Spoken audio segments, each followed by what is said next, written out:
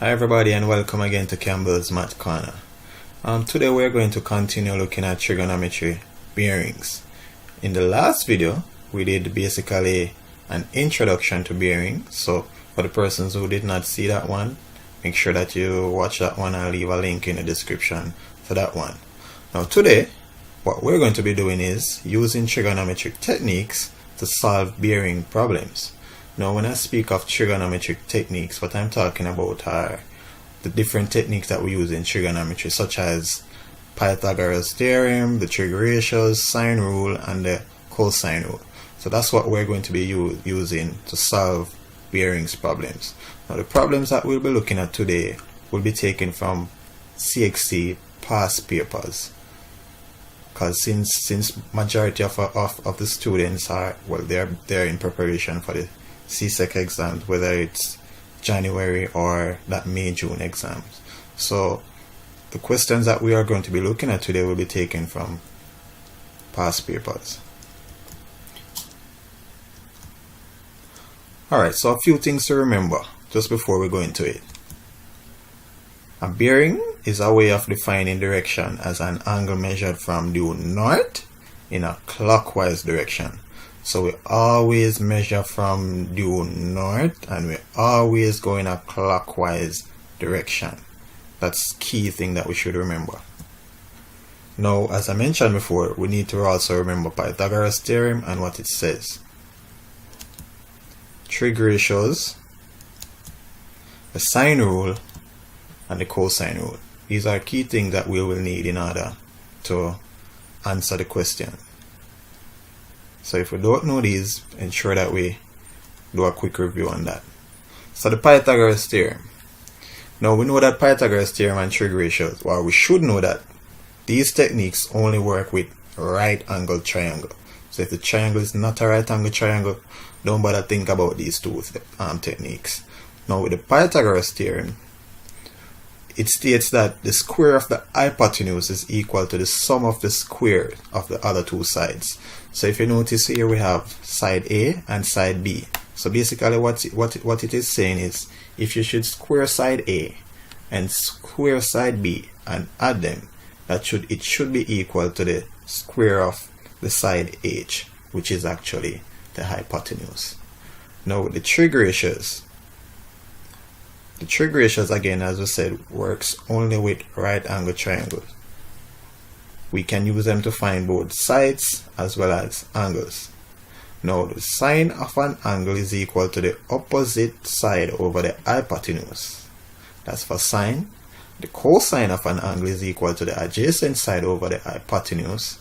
And for tan, the tangent of an angle is equal to the opposite side over the adjacent side. So these are things that we should remember, or we should know, before we actually think about doing questions like these. Now that the other two rules, well, the other two techniques are the sine rule and the cosine rule. Now if you notice, the triangle that we have here is not a right angle triangle. But I must say to you that the sine rule and the cosine rule can actually be used with any triangle at all. Now how does it work? Now the sine rule says A is equal to sine A equals to B over sine B equals C over sine C, and that's the one that we use to find sides. Now what does this A and B and C mean? Now if you pay special attention to the common A's, now the common A's represent the sides of the triangle, or a side of the triangle, and the angle A that's opposite from side A is what is represented by the capital A. So common letters represent sides and capital letters represents angles. And again, as I mentioned a while ago, we have two versions to the sine rule, one for finding sides, one for finding angles. So pay special attention to that. Then we look at the cosine rule that says that A squared is equal to B squared plus C squared minus 2BC cos A. And again, there are two versions, one for finding sides, one for finding angles. So for the students who are actually doing CXC, these formula these formula, they are actually on the formula sheet. So you will see these on the formula sheet, but it's important that we know how to actually apply them to solve problems. So with that said, let's go into a question. So given a particular triangle, and since we're looking at trigonometry, we should know that trigonometry is all about triangle. So given a triangle, the first question that we should ask ourselves is if the triangle is a right angle triangle. Now, if the triangle is a right angle triangle, it means that there's only two techniques that we can think of. We can think of trig ratios or Pythagoras Theorem. Now, if the question involves any angles, that singles out trig ratios. If there's no angles included, then that only leaves us with Pythagoras Theorem. Now, if the triangle is not a right angle triangle, that gives us two options. So it can either be using the sine rule or using the cosine rule. How do we know which one to use? Now, if you know a side and its opposite angle, it therefore means that we will have to use the sine rule. If not, then that resorts us to the cosine rule. So it's very important that we ask ourselves these questions to make our lives easier. So it doesn't make sense to waste our time using a technique that will not help us. We need to find the one that's most efficient. And remember, we said with the sine rule and the cosine rule, they can be used with any triangles. However, we always want to use a technique that will save us some time. Alright, so let's look at this question. And this is taken from a past paper question, a CXC past paper question.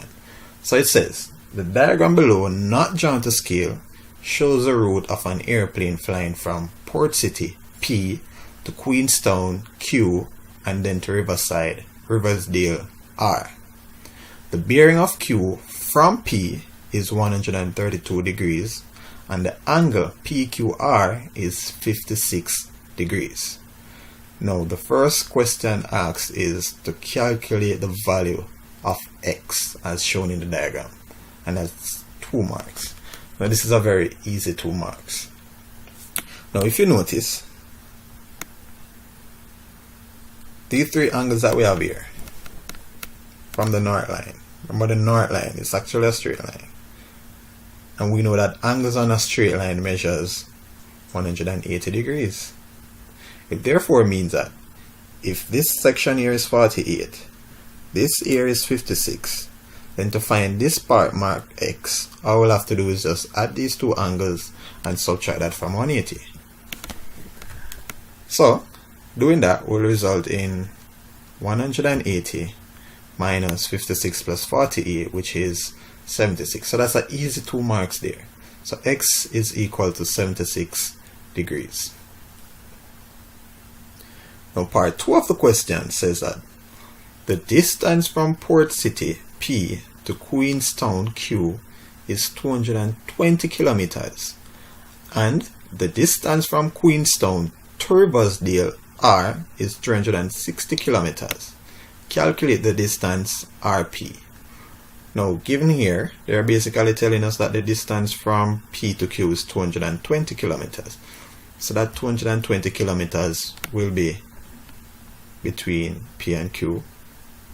The 360 kilometers, as I said, from Q to R is 360. And they are asking us to find this side, which is RP. Now, by just looking, we can see that this triangle is not a right angle triangle. It therefore means that we should only be thinking about sine rule or cosine rule. Now, how do we know which one to use?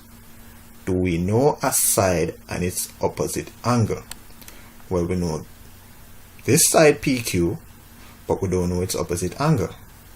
We know this side RQ, but we don't know its opposite angle. We know this angle here, but we don't know the side. So it means that we cannot use the sine rule, which means that we'll have to use the cosine rule. And the cosine rule states that a squared is equal to b squared plus c squared minus 2bc cos A. Now A is going to represent the side that we want to find, which in this case it is RP. So RP squared equals 220, which is the side PQ squared, plus 360 squared minus 2. B is going to be the same 220 and C 360, cos the angle between those two sides 56 degrees. Now all you're going to do now is just put all of that in your calculator. Please ensure that your calculators are in degree. Your calculators must always be in degree. So if you put that in your calculator, you should get this as your answer. So RP squared is going to be equal to 89,423.84, and to get RP we'll have to find the square root of that, which will result in RP being equivalent to 299. So that's 299 kilometers. So it means that RP is right here, and that's 299 kilometers. So basically all we did was just substitute the values that we know into the equation. So that's another 3 marks, so another 3 more to go. Now they are saying determine the bearing of R from P. Now if you remember anything from the video that you watched previously, remember we said the key word is from. That tells us exactly where to start from. Now since it says from, it means that we're going to be starting from P, and you always start with your north line. Then we said that we always measure in a clockwise direction. So the angle or the bearing that we want to find is all of this here. So it's not just this 132, but it's all of this. Now by observation we realize that we know part of this, which is 132. Now we need to find this other piece inside the triangle, and to do that we will have to use the sine rule. Why the sine rule? Because do you know a side and its opposite angle? Well, yes we do, because we actually found this side, which is 299, and we know the angle that's opposite from it, which is 56. So it means that the sine rule is the rule to use. Which version? We use the version used to find angles, since we're finding angles. Now the sine rule states that sine A is equal to sine A over A is equal to sine B over B. And I should also note that at any given time we only need 2 parts of the sine rule. Only 2 parts. So the side that we want to, well, the angle that we want to find, we can call that A, or it's angle P in this case.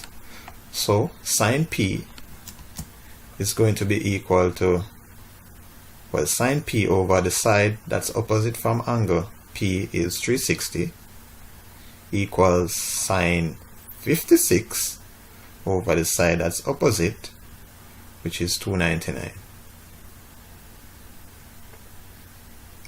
Now to get sine P by itself, we'll have to multiply both sides by 360. So sine P is going to be equal to sine 56 divided by 299, and we're going to multiply all of that by 360. Now put that in your calculators, and you should get sine P being equal to about 0.998. And of course we should know that when we're finding angles, we use the inverse function. So to find angle P, we'll have to find sine inverse of 0.998, and that will give us 86. So it means that this portion there inside the triangle is 86 degrees. So to to answer the question now, which says that determine the bearing of R from P. We can therefore say that the bearing of R from P is going to be equal to 86 degrees plus 132 degrees, and that's a total of 218 degrees. So I think that was an easy 8 marks right there. But as I mentioned before, knowing the different techniques and when to use them comes in handy. So it's important that we practice and practice. So again, if there's any other questions that you want me to look at, feel free to leave them in the comment section. I am open to any questions. So feel free to make your suggestions. If there's any topic that you still want me to review, just leave it in the comment section. And of course, continue to like and share